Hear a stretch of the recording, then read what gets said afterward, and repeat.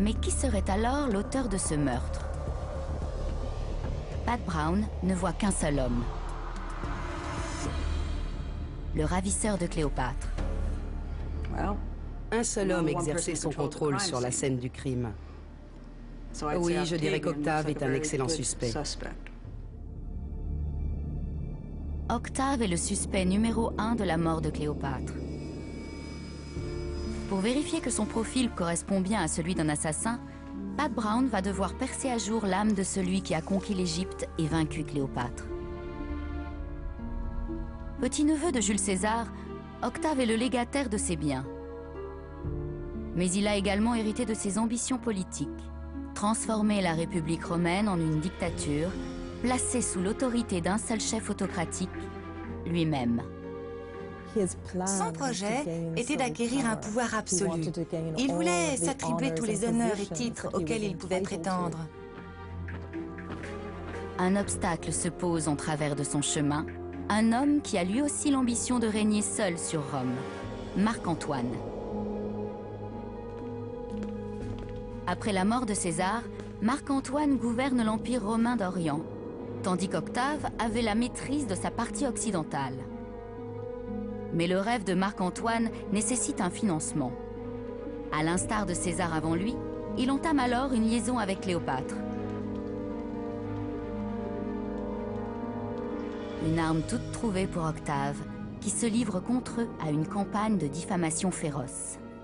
Il s'est servi de la relation entre Marc-Antoine et Cléopâtre pour donner de lui une image calomnieuse qui le présentait comme le pantin de cette Égyptienne de mauvaise vie. Octave ne peut attaquer Marc-Antoine, qui est son rival. Il s'en prendra donc à Cléopâtre et ternira son image en lui attribuant tous les travers que Rome a en horreur. Elle se sert de ses charmes pour manipuler ces pauvres hommes. On la décrit comme une meurtrière et une prostituée.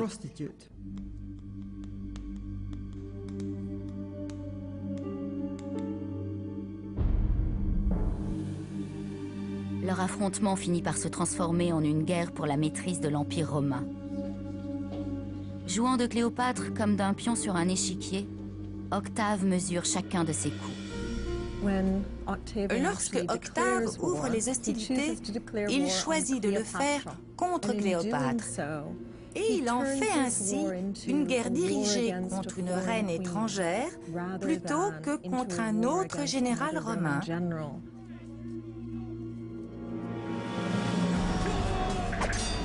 La victoire d'Octave est dévastatrice. Lorsqu'il conquiert l'Égypte, Marc-Antoine met fin à ses jours et Cléopâtre est fait prisonnière.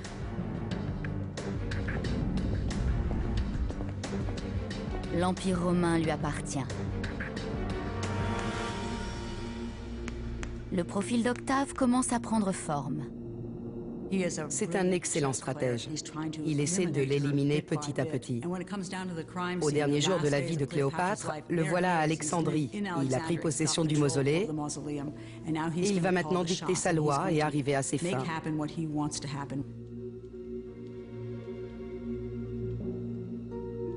Mais selon les sources anciennes, Octave aurait préféré capturer Cléopâtre vivante pour l'humilier au moyen d'une procession triomphale dans les rues de Rome. Il était assez courant d'emmener les têtes couronnées des pays étrangers vaincus pour les exhiber à Rome. Si cette allégation est exacte, il manque toujours un mobile à notre enquêtrice. La voici à Rome, où elle vient compléter ce qu'elle sait de la personnalité d'Octave. Après avoir vaincu Cléopâtre, Octave inaugure une nouvelle époque. En 27, il reçoit du Sénat le titre sacré d'Auguste et devient le premier empereur romain. Il lance de grands travaux à Rome qu'il métamorphose en une ville splendide. Il étend les frontières de l'Empire. Pat Brown souhaite voir les vestiges de la Rome d'Octave. Elle demande au docteur Lauriane Touchette, archéologue de la période classique, de lui faire visiter les forums romains. Octave y a fait ériger un temple luxueux en l'honneur de sa divinité tutélaire, Mars, dieu de la guerre. Nous montons les marches du temple dédié par Auguste à Mars Ultor, c'est-à-dire le Vengeur. Autrement dit, il perpétue la tradition qui consiste à s'associer aux dieux pour que leur pouvoir rejaillisse sur lui aux yeux du peuple. Absolument.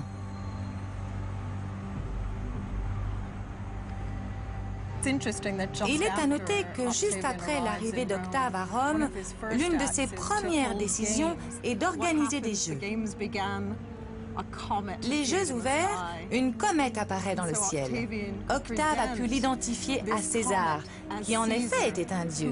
À partir de là, il se fait appeler Divi Filius, fils du divin. Quel coup de chance! Il réinvente son identité, de même qu'il a créé, façonné une image de Cléopâtre. Et plus précisément, Il se donne pour le sauveur de Rome. Il est évident que si Marc-Antoine avait gagné, on le percevrait autrement. Pour Brown, la capacité d'Octave à manipuler son image d'homme public suggère qu'il aurait pu aussi bien travestir la mort de Cléopâtre. Octave est un propagandiste hors du commun. Au moment de l'histoire de Cléopâtre, sa carrière débute. Il dispose du temps, du pouvoir et de l'intelligence nécessaires pour construire tout un monde mythique, fondé sur la propagande. Plus révélatrices encore sont les mémoires d'Octave. Son autoportrait, pompeusement intitulé « Les hauts faits du divin Auguste », a peut-être influencé les œuvres de Plutarque et de Dion Cassius. Certains indices laissent supposer qu'il se réfère aux mémoires d'Auguste, d'où la possibilité que leurs écrits relatent ce que Auguste lui-même voulait qu'on retienne de la disparition de Cléopâtre. Si Octave a maîtrisé le récit de la mort de Cléopâtre, alors l'idée selon laquelle il l'aurait voulue vivante relève elle aussi peut-être d'une forme de propagande.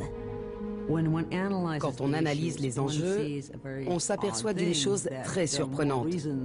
Il a plus de raisons de la supprimer que de vouloir la traîner en triomphe dans les rues de Rome. Le meilleur ennemi est un ennemi mort. Si Cléopâtre avait été maintenue en vie jusqu'au triomphe romain, qui sait ce qui aurait pu se passer? Octave a dû peser le pour et le contre et se dire que le jeu n'en valait pas la chandelle.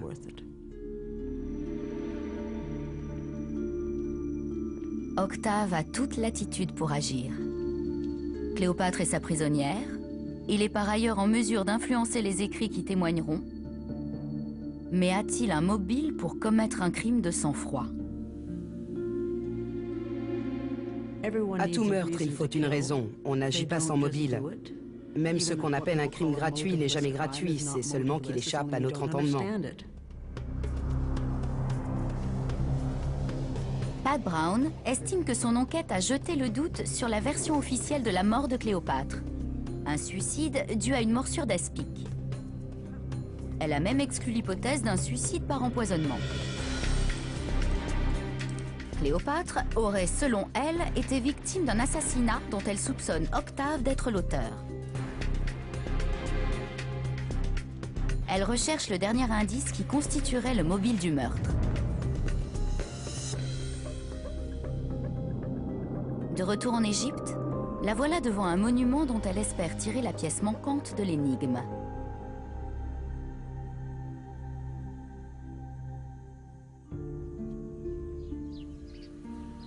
Le professeur Gohary la retrouve au temple de Dendera. Ici, à gauche, c'est Cléopâtre, qui porte la couronne de Haute et de Basse-Égypte. Regardez sa silhouette. Elle est pleine de confiance. Dans un geste de délivrance, la reine Cléopâtre s'avance, chargée d'offrandes pour Hathor, déesse de la musique et de l'amour. Regardez ce qu'elle tient dans chaque main. Elle présente ces deux emblèmes à la déesse Hathor.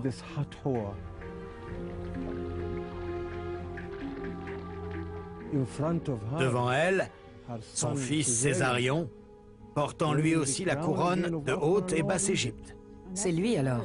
Sur cette représentation, il est non seulement son fils, mais son égal, son co-régent, un indice de poids. Cléopâtre le désigne ici comme le futur souverain. Elle essaie de dire qu'il sera capable de gouverner la Terre entière. Brown pourrait avoir débusqué son mobile en la personne de Césarion. De fait, celui-ci menaçait directement le pouvoir d'Octave. Fils de Jules César, Césarion pouvait prétendre au titre d'empereur romain.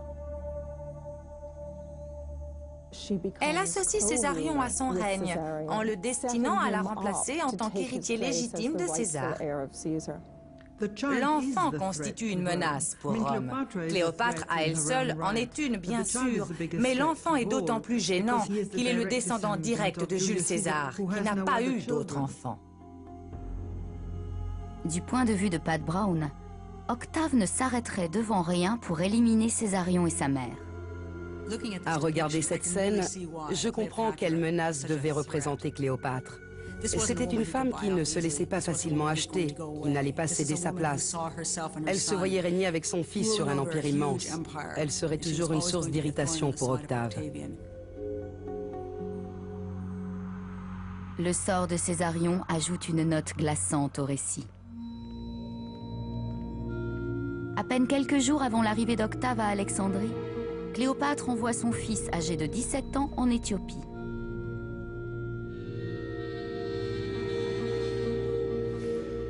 Mais à la mort de celle-ci, Octave le fait pourchasser et abattre.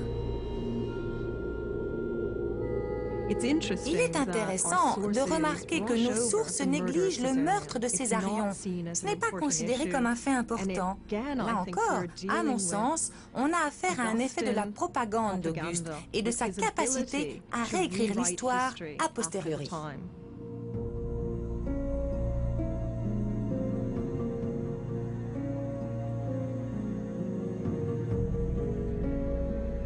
Brown a enfin restitué un sens à l'histoire de Cléopâtre. En s'appuyant sur tous les éléments de l'enquête, elle a réinventé un récit plausible de sa mort.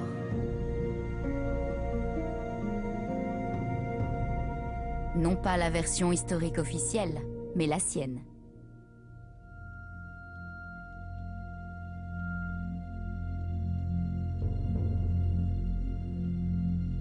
La dernière reine de l'Égypte pharaonique est emprisonnée dans son tombeau au cœur d'Alexandrie assiégée.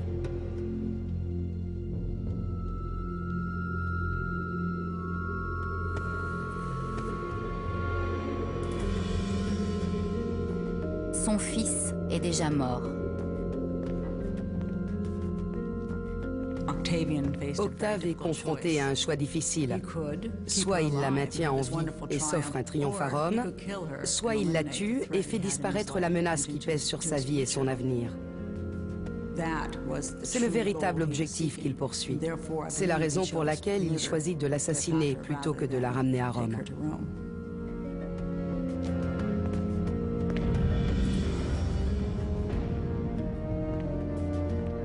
Il envoie ses hommes s'acquitter de la tâche. Tout se passe dans le plus grand secret. Il a la maîtrise des événements et il est en mesure de maquiller le meurtre en suicide. Il voulait l'assassiner tout en s'assurant de ne pas être associé à ce meurtre. Il pourrait inventer par la suite une histoire pour se disculper de ce crime. Il dit simplement « je n'y étais pas ». C'est un excellent alibi.